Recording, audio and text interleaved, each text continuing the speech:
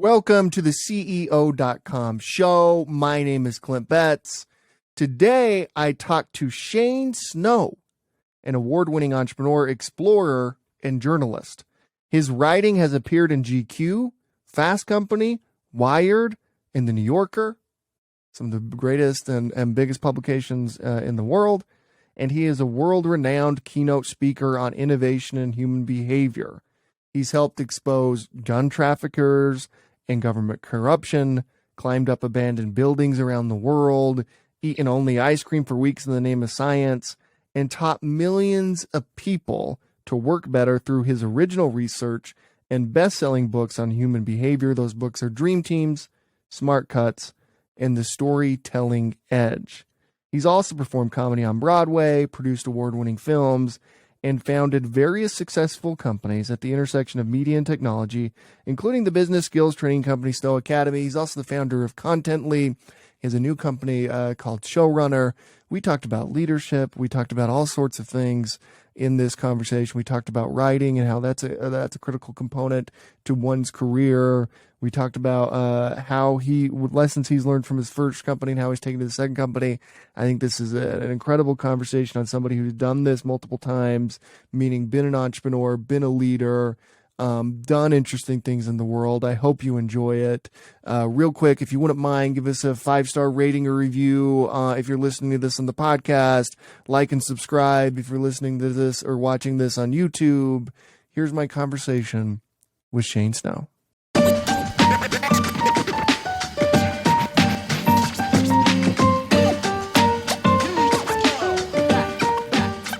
Shane, thanks so much for coming on the show. As I've looked into your background and your work and the various things you've done in this world, man, it's a lot. Like I was legitimately overwhelmed when I was on ShaneSnow.com. Like this guy has done some incredible things. You've performed like comedy on Broadway. You've done investigative journalism. You have a couple of companies that I know of. You may even have more than that, it seems like.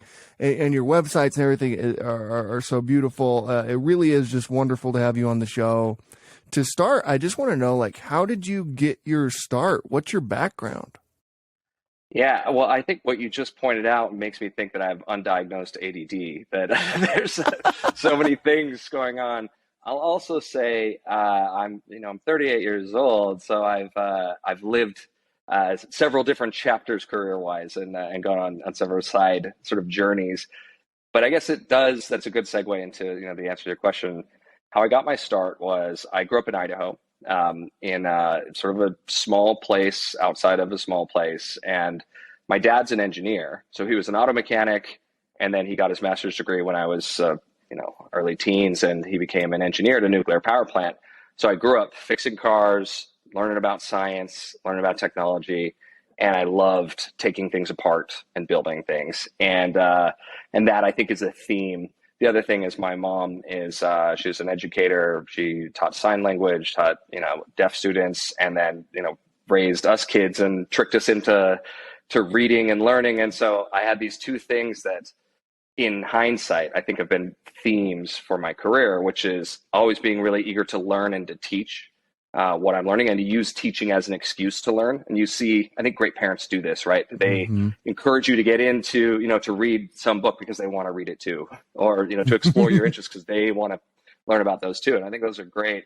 So I take that mindset, and that explains some of the entrepreneurial ADD and, some of the side quests like doing comedy and all of that. But with, the engineering thing from my dad, I became fascinated by the idea that everything that seems like magic that exists in the world is made of components that have been put together. And I can do that too. I can take things apart, figure out how they work, and I can build my own. So, my brother and I, we built go-karts, we built forts, built computers, and that kind of led to, wanting to be an entrepreneur, wanting to learn computer science, to do computer stuff, and then at a certain point, I was also, because of the reading thing, because of my mom, I was I wanted to be a writer, also, which two different things, being a engineer and being a writer. Yeah. And I was in school and I got a job at a newspaper, and I loved it so much. roommate was an editor at the newspaper, and I was like, this is, Was I this in want to be a Idaho writer. still? This was in Idaho still. Yep. Yeah, that's cool. And so for the school newspaper, I started writing, and I said, oh, this is what I want to do. I want to write about business. I want to write about entrepreneurship. I want to write about technology. And so that became my career for a while. I went to journalism school, and and I wanted to learn about companies, and use writing as an excuse to meet incredible people. And then at a certain point, I sort of caught the bug of entrepreneurship again and decided, no, I'm going to build something now. And then after that, I decided to write about it. And then after that, I decided to build another thing. And and so that's been sort of the theme, is jumping between these two worlds of exploring and learning and building things, and then writing and teaching about them. And it's been a very satisfying career. I think I get to hobnob with people who are so incredible, but it's because I've sort of hacked my way into the room, and a lot of that has been through wanting to learn about them and then tell their stories. So Yeah, I studied journalism too, and I don't know what your sense is. I felt like that was a huge waste of time. Studying journalism? Yeah, except for How this. so? So I thought that at the time that it was a huge waste of time. Now let me clarify that I now feel like my career, for whatever type of career I've had, like the advantage I've had is the ability to communicate and the ability to write, and that's what I want to ask you, who've done this like at such a bigger level. How has the ability to communicate and the ability to write helped your career? Yeah, it's to me, it's everything, because in part, it's what I'm most passionate about, is writing and communicating and telling stories. And so that I use that as an excuse to do things that might otherwise be hard or might otherwise not have done. So for me, it's because it's the thing I love the most, writing. That there's that. I'll say, when I went to journalism school, my dad was like, "Why are you going to pay money to go to journalism school? Get a job as a journalist if you really want to do that. First of all, are you sure? But get a job as a journalist, get trained on the job. That's how most journalists do it." And I was grateful. I think in part because I didn't have a network. Growing up in a small town in Idaho, I didn't know people that through going to journalism school in New York City, I was able to meet and be mentored, and those relationships have really helped. So there's value to that. There's also value to kind of having these taskmaster teachers really crack down on my writing. But I'll say the things that have transferred to entrepreneurship or building things from journalism school that I think about the most are investigative journalism. In particular, is all about figuring out how you're going to get access. And I think a lot of, like, if you're a salesperson, that is, half the battle. How are you going to get access to the people you want to talk to? And so the repetitions of getting access for the story have helped in getting access for investors or for sales purposes for business. The other, I think, that I come back to a lot is asking questions well. So a lot of, this, if you interview people, for part of your living, right? The mistake a lot of people make, there's a whole bunch of mistakes people make, but the one that I notice all the time is they have the access, they're asking you questions, and they give you multiple choice surveys. So, how did you get into business? Was it this, or was it that, or was it this? And then they keep talking. And you started this interview by saying, how did you get your start? Stop.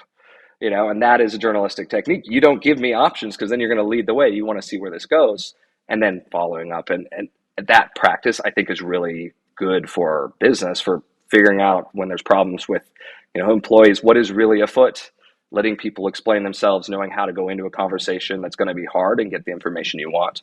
Same thing with clients, same thing with investors. So those are the things I come back to. And then, being good at writing helps in a world where half of the time in half of those jobs is spent doing email, or some other form of communicating written. Long Yeah, that's answer what to I your know. question, but No. yeah. That's what I noticed too. Is like I can write emails pretty well and get people to respond to them. I guess that's a skill, right?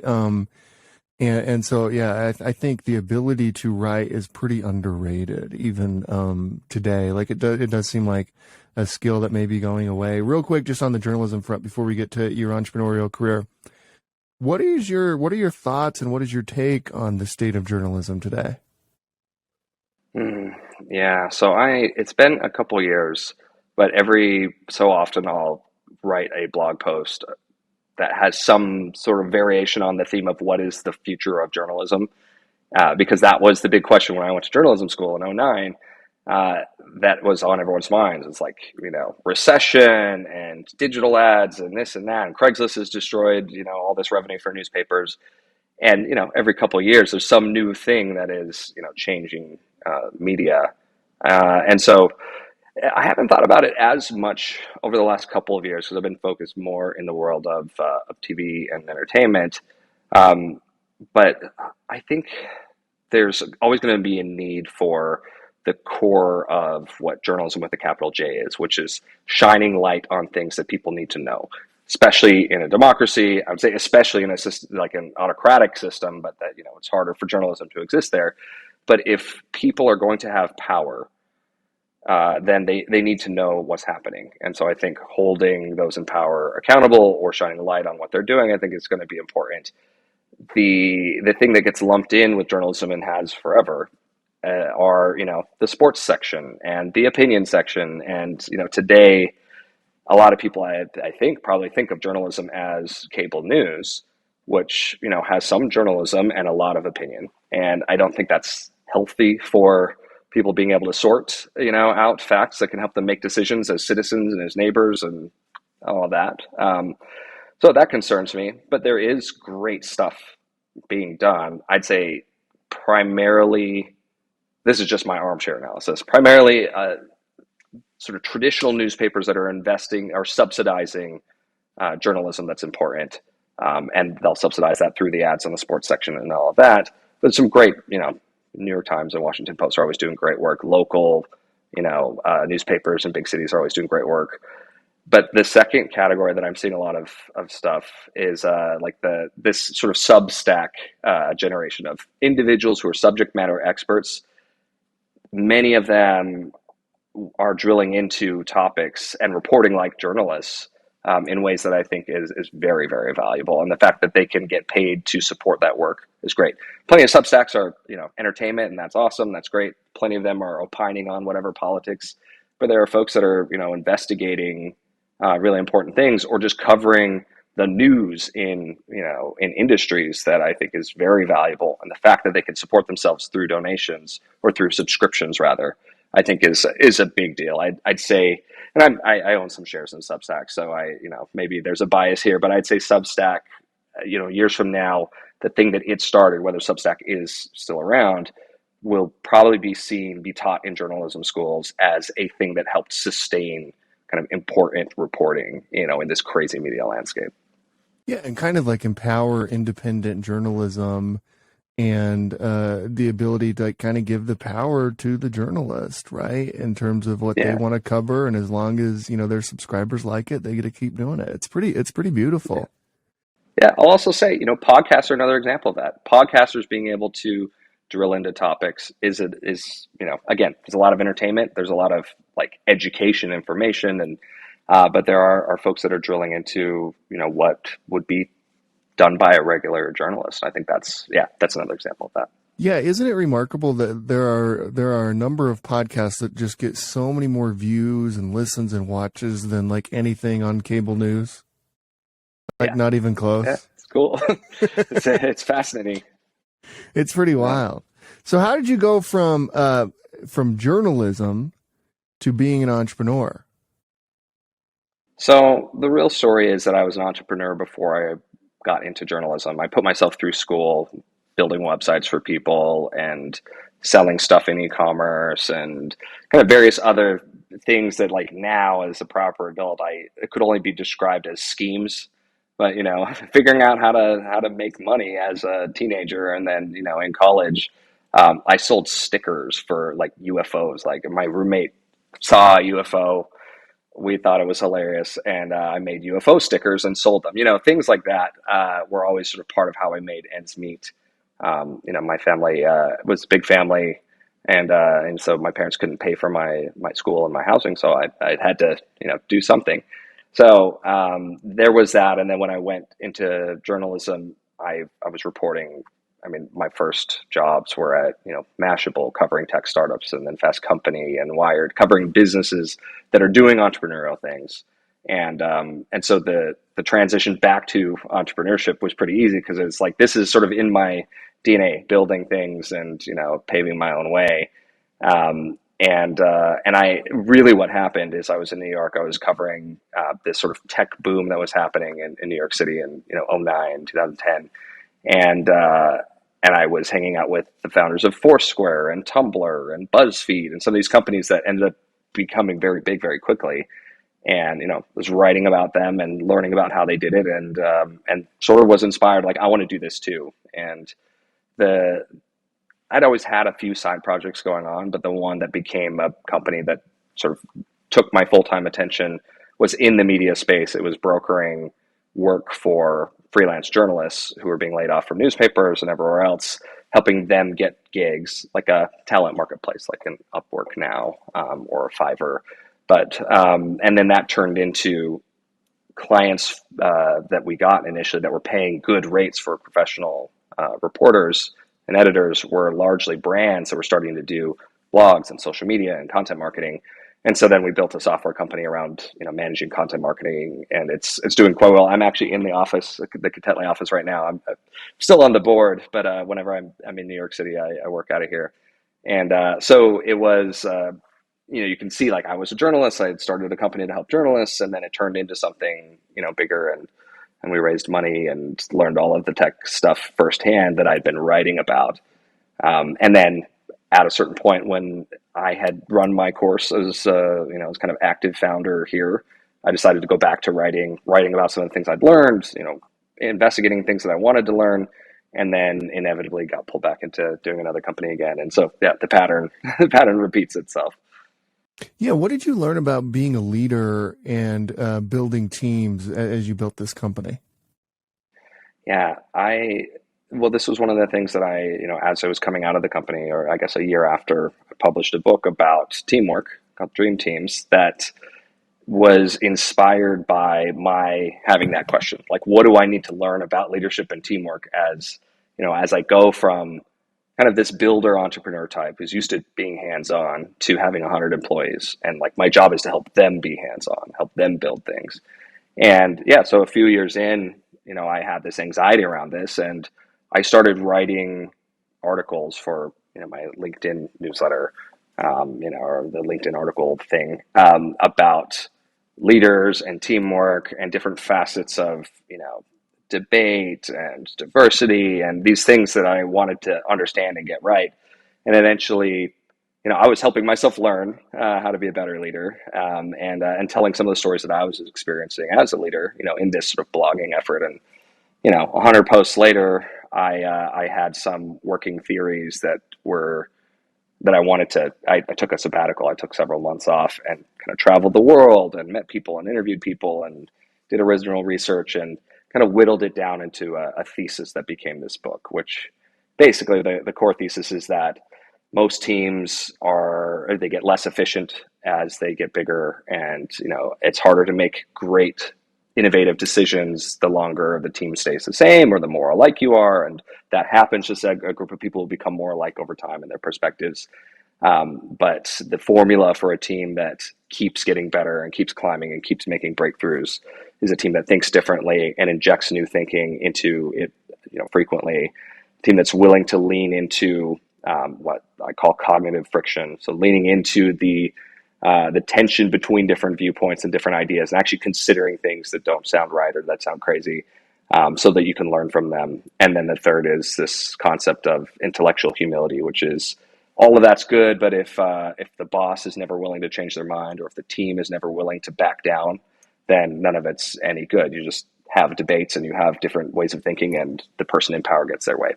So that was the core thesis. And then I explored facets of that through history and in dynamics from, police partnerships all the way up to big social movements, and, in between our companies and hockey teams and all of that. So learned a lot, but those are the question, again, rambling, but the question you asked is, what did I learn about teamwork?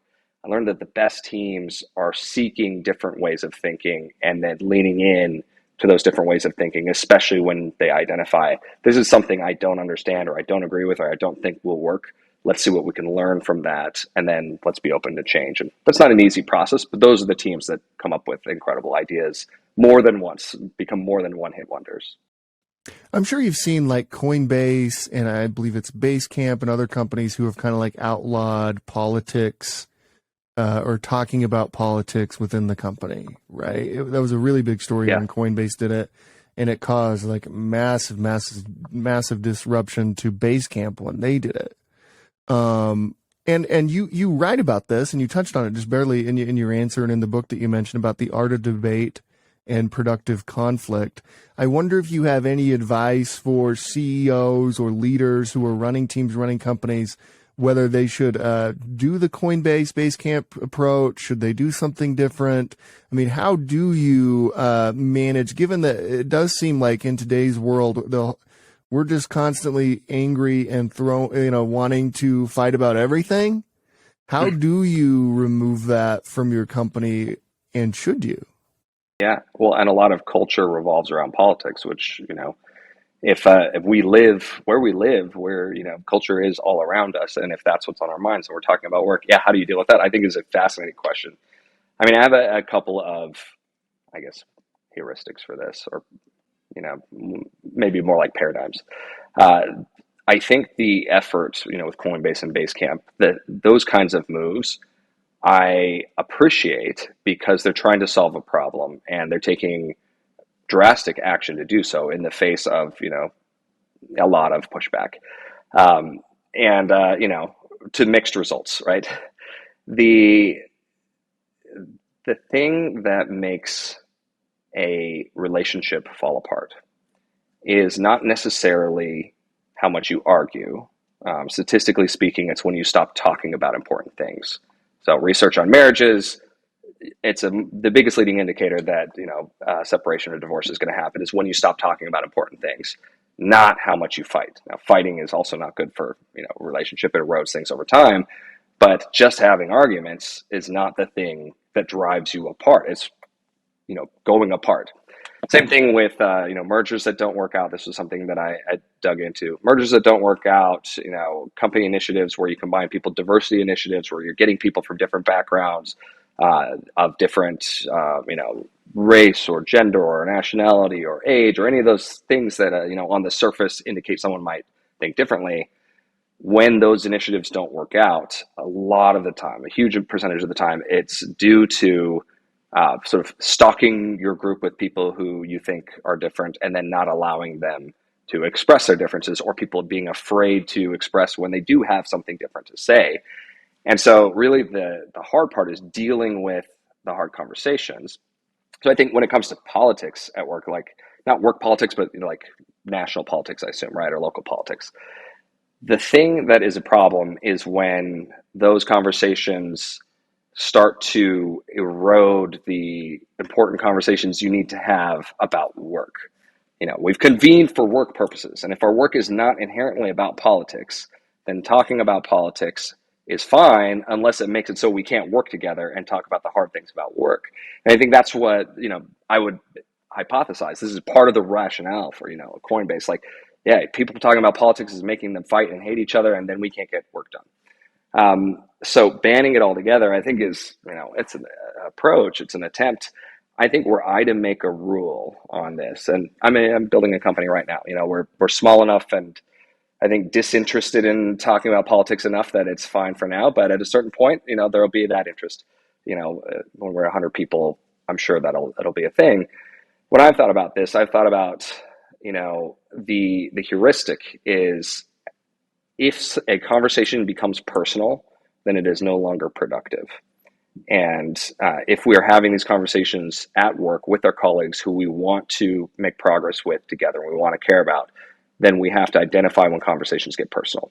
So I would say talk about politics all you want, but the second that you're getting mad at each other, that means it's personal for you if it's mad, it's personal for them if they're mad, and that's when you need to pull back. And I would dare say, employ some mechanisms to like recognize this and to acknowledge with each other, like, hey, this is I'm feeling like this is getting personal.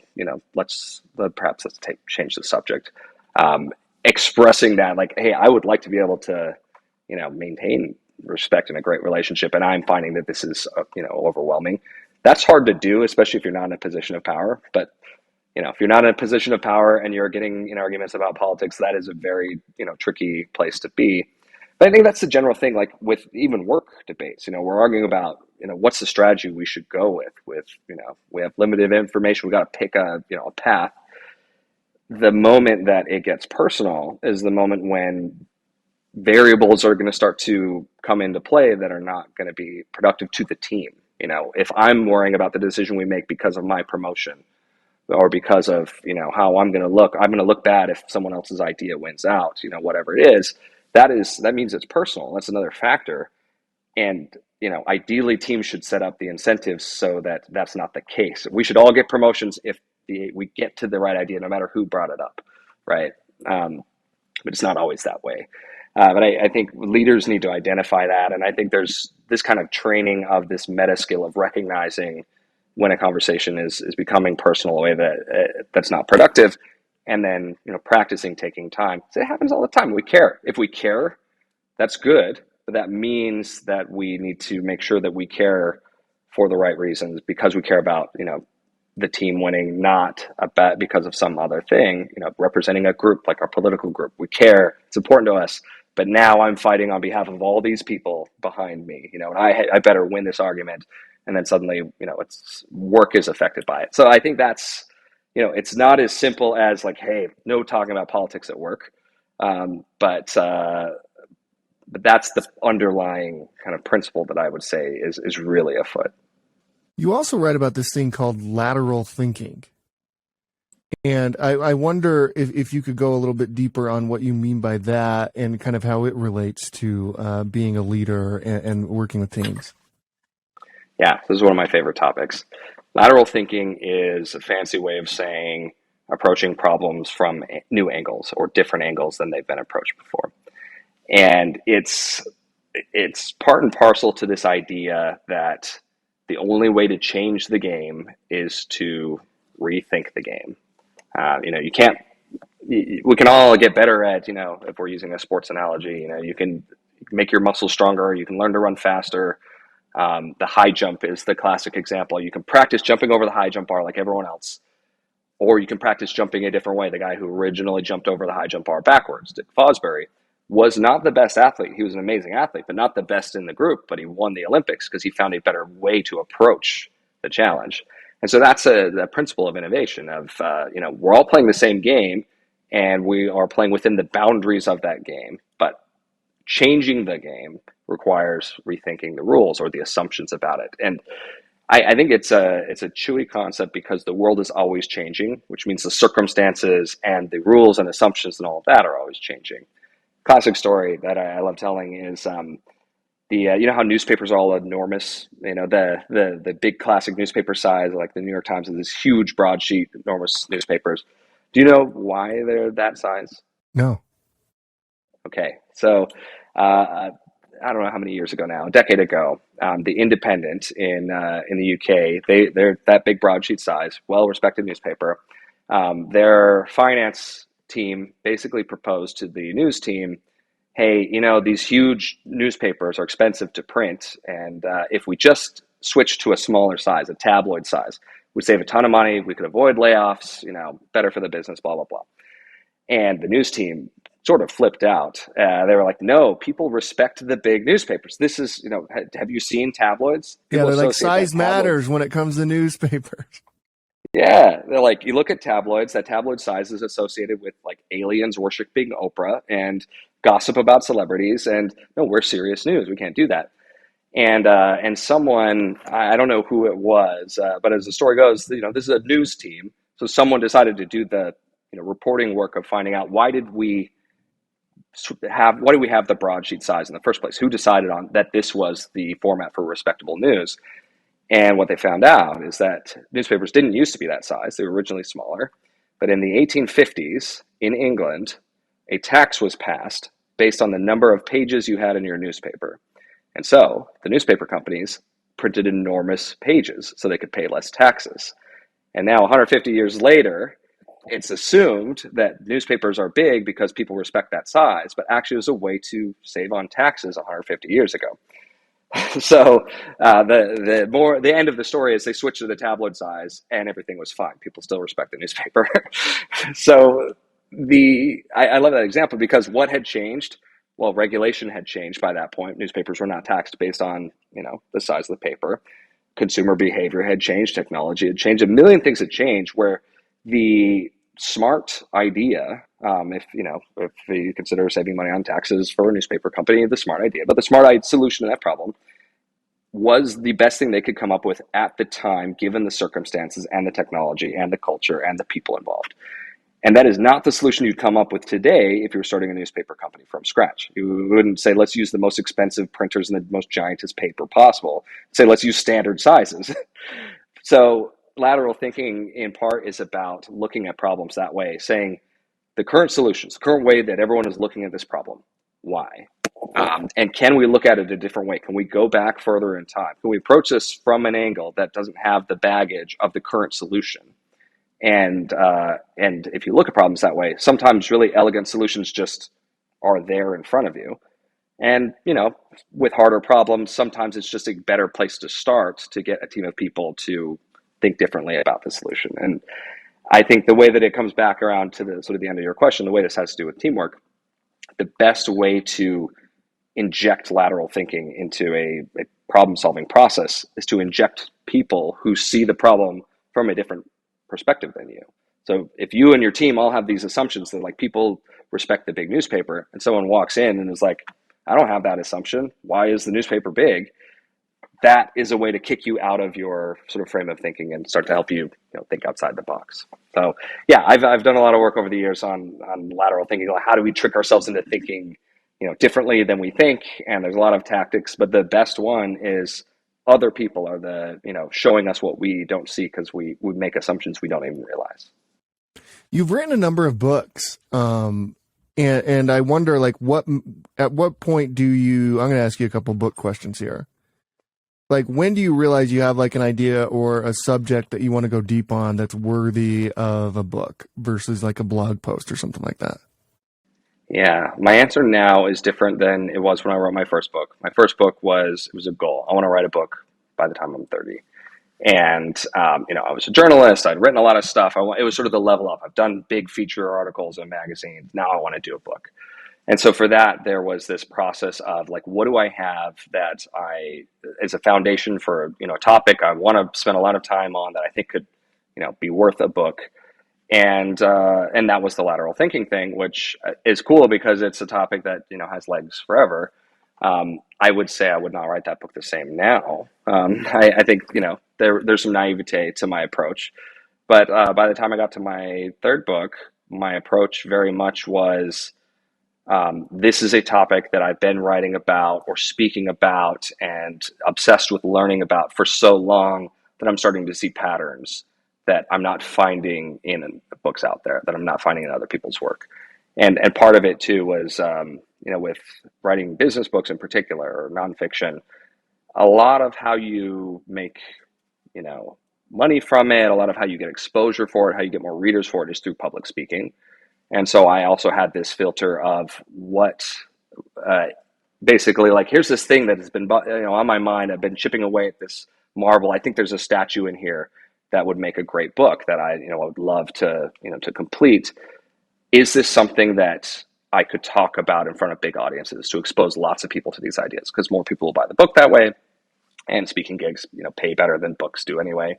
So that was a filter. And so, with Dream Teams, that was very much the process of like, I have all of this stuff. I've been seeing these patterns. I have been doing these speeches where I'm working in material that I'm thinking about putting into this book, and it's resonating. Some of it's not, so I'm going to take a different angle. So that was the process. I'll say that I have another book coming out, which is none of this advice is relevant, which my wife and I, during the pandemic, co-wrote a middle grade novel about two kids going on an adventure in space. And I'm never going to give a speaking gig about that book. And it was, but we did get a lot of kids, 10 to 12-year-old kids and their parents to read early drafts. And so we're growing a little bit of an army of of people who hopefully will spread the word about it when it comes out. But totally different thing when you're dealing with fiction, because the way fiction spreads is by word of mouth, and the way a lot of business ideas spread are through interviews like this, which thank you for asking about the book, or through public speaking, through PR, that sort of thing. So that is a factor when writing a nonfiction book. Is this going to be something that inherently can have a stage where I can talk about these ideas? I imagine there's some CEOs or leaders listening to this or watching this right now who have either written a book or would like to write a book, kind of for like credibility. There's something about like I've written a book, like having that like on the mantle that is kind of interesting. How do you? By the way, I think most of that, when your motivation's that, it's not going to be good. Like have like a real motivation behind it. It's just, yeah, it's hard for that to be like. That's why they hire ghostwriters and things like that. But for those who like are really like going after it and want to write a book and want to do kind of what you've done, how do they promote it? Like how do you get the word out? You mentioned a little bit around like the public speaking, but I imagine the PR and like trying to hawk a book, it gets pretty difficult, and the financial rewards may not be like extremely great. Oh, I mean, yeah, it's an investment either in hard money, you're hiring PR people, all of the things, you're doing marketing campaigns, or you look at the hourly rate for all of the shoe leather that you personally put in promoting a book, and your effective hourly rate is so low. So I don't think it should be looked at it that way. I do think there's some value in thinking of a nonfiction book that shows your expertise as a calling card that can help you with consulting and all of that. Like that does convey something. It doesn't convey that if people open the book and it's bad or it's cliche or it's garbage. So it has to be good, and people can't tell if there's a ghostwriter. So that is an option. I'm a little more of a purist. I have friends who are ghostwriters. I think that's fine. If you have ideas that are worth reading and someone helps you write those, communicate those, I think that's great. So that's fine for me. Where I am a writer, like part of it is the thrill of it. I love writing. So, there's that.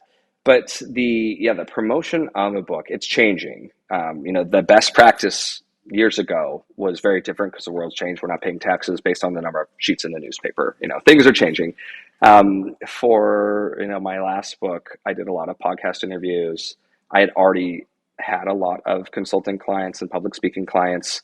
But I did webinars, I did, all sorts of kind of web campaigns, but they sort of boiled down to this idea of like super connecting, I guess, like who has an audience that that pays attention to them, that can have me on to talk about these ideas, or who can say that they read this and they like these ideas. That's the general thing. So it's like if Oprah has your book on and she's like, this book is great and I love it, a lot of people will listen to that. So there's sort of the micro version of that times 1,000.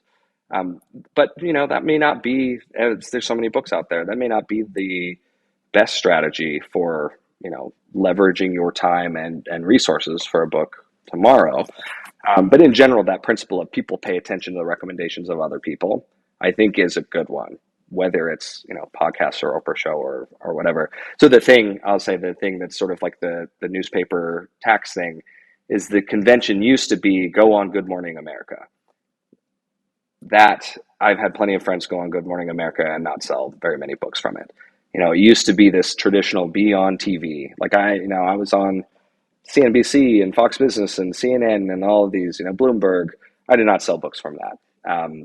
And so, that I think used to be very much a thing, and now it's very much less of a thing. Isn't that funny? Like, this whole idea of like being on TV, it almost feels like, having done a little bit of that myself out in a different way, it almost feels like the social media post, like someone taking a picture of you like at that anchor desk or whatever, is more valuable than the actual like segment, because you get to say you were on this thing, right? But like obviously, like I've been on the news a few times. I don't know how to tell people to find it. I don't it's so outdated that it just whooshes by. Yeah, it's like I don't know. But here's a picture, and the picture is cool because everyone's like, "Oh, you must be doing something." So you're right. It's that credibility stamp that actually I would say is more valuable. Yeah. Yeah, it becomes the credibility stamp. I have a question for you. We have a theory here. I have a theory here that life is as much about the chances you give as the chances you take. And I want to maybe touch in with you on this idea of when in your life have you been given a chance that really made a difference? Wow, I love that question. You know, there's been, I mean, I think about my writing career. There have been times when I've been taken under someone's wing, or, I was pitching. I mean, my first magazine story was for Wired magazine, which is a hard magazine to get into. For And sure. I'd worked my That's way up the through. premier tech Yeah, magazine. I, Yeah. I love the magazine, and I'd worked my way up, the ladder of blogs, and in order to have some credibility for it, but I was still pretty green. And the editor that gave me a shot to write that first feature story for Wired, I was really grateful for, because that was an accelerant to my career. And I probably it was a lot of work to edit. So that comes to mind. There's a couple of mentors who come to mind. When I was in college, there's a guy who's up at Columbia in New York City, a guy who was in charge of this sort of entrepreneurship program of spinning out ideas from the business school into the market. And I was in the journalism program, and he was not supposed to meet with me because, for whatever reason, I emailed him. I was like, "Hey, I could use some help with this thing I'm thinking through," um, and he was like, "Come to my office, but don't go past my boss's office. Come through this side door." And then he like closed the blinds. He's like, "How do I help you?" And he's been a mentor for years now. I guess like he was supposed to be on the clock for other things. I don't know what it was, but he was like, "Yeah, you're at the J school. Like I'm supposed to be doing this other thing." And he's invested in two of my companies at this point, and like opened so many doors. And it's just someone who, like, without knowing who I was, just wanted to help. Even though it wasn't his job, and he maybe shouldn't have for whatever reason. There things like that, I think, have mattered a lot. I'll say that on the personal front, the thing that really comes to mind is, so I'm divorced and married a second time, and I had a lot of baggage after my divorce that I had to work through, like internal baggage, and swore I would never love again and all of that, and certainly never get married. Like, would fool me twice, that whole thing.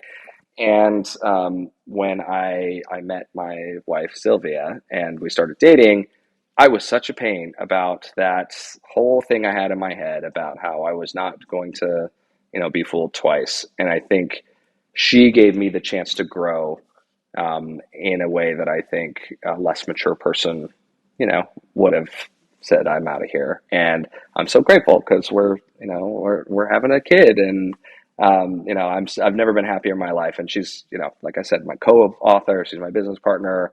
Been together for a while now, and I think who knows what made her decide to do that? If it's just that she's wonderful, or if she just randomly decided to give me a shot. But I think most people would have walked away because I was a bit of a mess. So I'm grateful for that. That's incredible. That's the one that matters the most. I wonder, as you're building this next company, maybe we can talk about that a little bit, like kind of lessons you've learned from your previous companies, what you're applying to this one, and also like tell people what this company is. Is this Showrunner? It is. Yep. So that is the full-time thing now. We're headquartered in Chicago, and we have employees kind of all over the place. So Showrunner, so after Contently and after, the books, I started getting into writing for television and making indie movies, because what I decided is that entertainment was a vehicle to reach a lot more people than I had reached before with business writing and with investigative journalism. So I wanted to try that, use entertaining stories to show people the world that they don't see, or help them understand people that I want them to care about. And that led to starting a production company with my wife Sylvia and a business partner. And then during the pandemic, because of COVID restrictions and everything else, we had to work with very limited crew, and couldn't do, it takes a lot of people to make a commercial or a music video or episode of television. And so we started experimenting with smart home tools. so that you can remote control the camera from afar, remote control the lights from afar. And then that kind of snowballed into building a tech platform for running a studio like a smart home. And the big kind of aha for us when we decided this is a company that we shouldn't just use these tools, but we should offer to other people, was this thing called virtual production, which is essentially it's the smartest part of a smart studio, I guess you could say.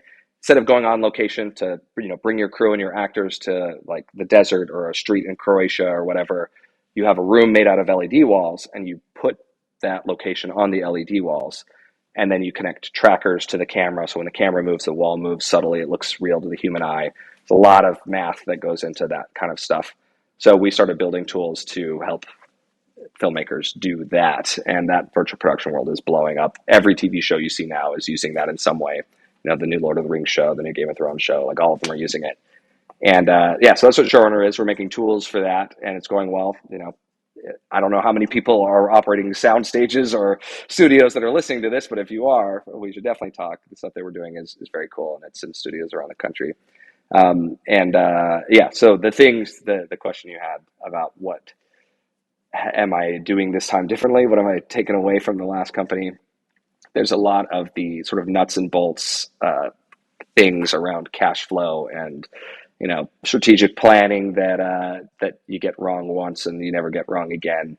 But on the team front, we've been very deliberate about how we're hiring, so that we don't have to let people go as much, so that we and so that there's an expectation for certain roles that this will be a limited thing, and so we have like it's not a big deal when this runs its course. So doing a lot with high paid contractors so that they can afford the benefits that we can't do with contractors, but keeping a pretty lean team. But we've been very deliberate about the different facets of cognitive diversity and different kinds of thinking we're bringing to the team, and that is the big one.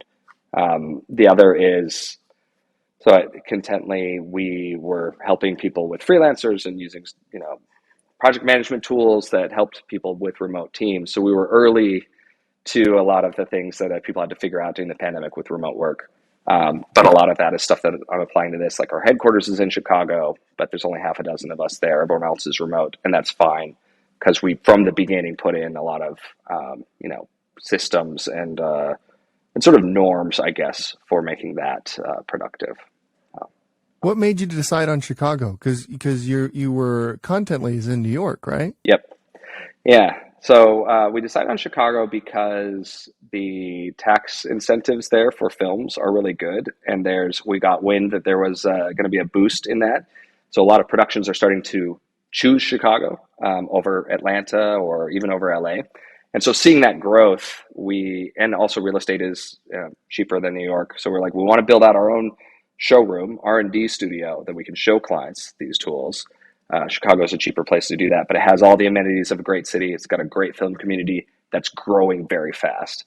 And so kind of in that liminal space of like you're moving operations to Chicago, or you're thinking of, shooting your film there instead of LA, we wanted to be there when people are having that transition. And so far it's been great. And I mean, the film scene in Chicago, the people there are just lovely.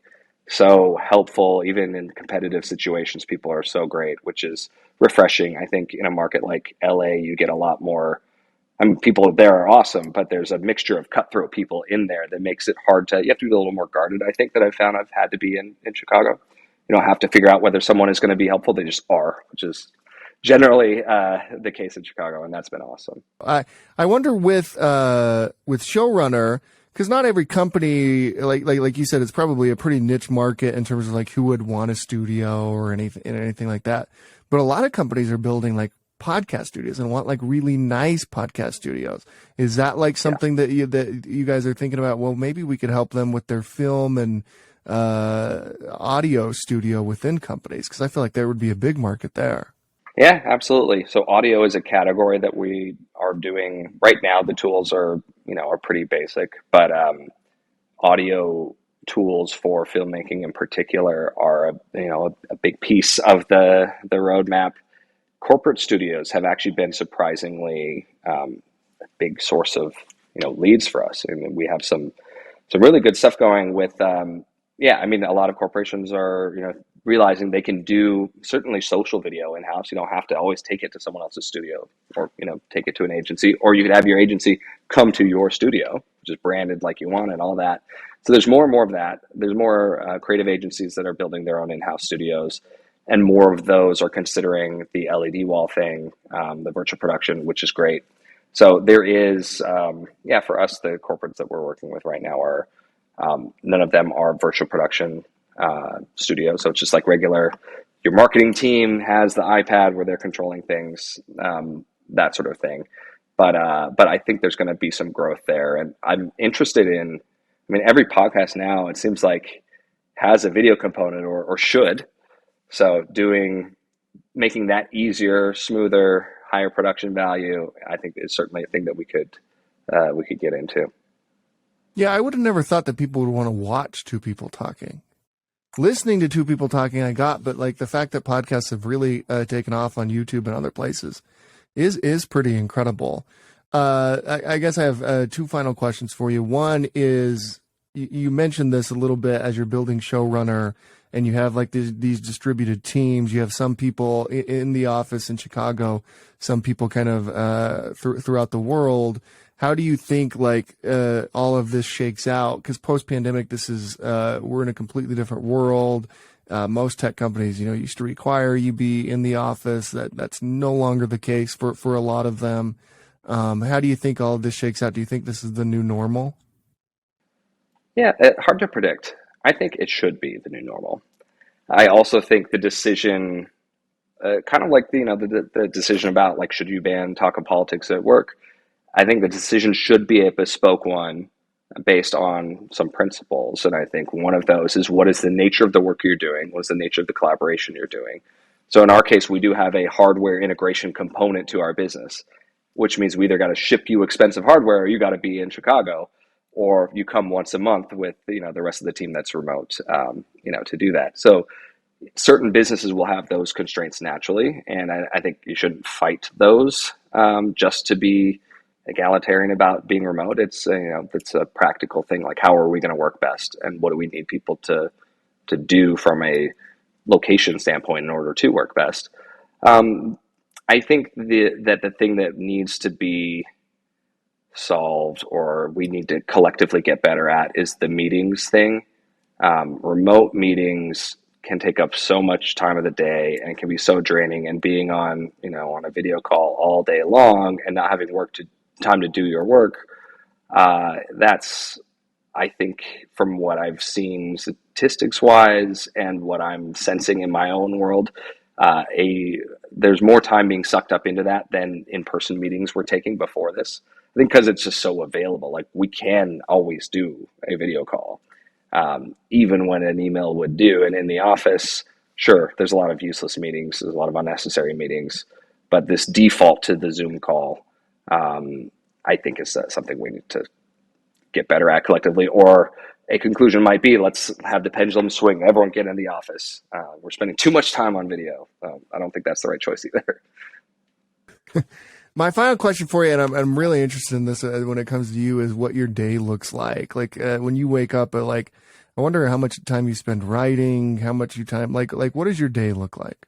Yeah, generally, every once in a while I have to reset kind of the routine. But generally, I wake up between 6 and 6:30. I will immediately go to the coffee shop downstairs if I'm home, or someplace like that if I'm traveling, and I journal. And if I have a writing project I'm working on, I'll make some progress on that, or if I'm trying to learn something. So like generally an hour to an hour and a half there. And then if I'm being diligent, I will then go to the gym. And if not, I will go straight to work. But I have blocked off that my mornings typically are deep work, and afternoon local time is when I can do meetings. And then I stop doing meetings at 5, and then I will generally do like an hour or so of the follow-ups that those meetings generate. I would love to have more time for deep work, but as CEO of a company, the nature of my job is I'm delegating and communicating and meeting, but I deliberately do not let that be my entire day, any day of the week, because there is also deep work to be done. So that's, so far so good. I think that's great advice. Shane, thanks so much for coming on. It's such a pleasure to talk to you. And I encourage everyone to go to shanesnow.com, read your writing. You have one in particular about how the CIA created the original fake news network. And I just think that is such a beautiful, in-depth, investigative story.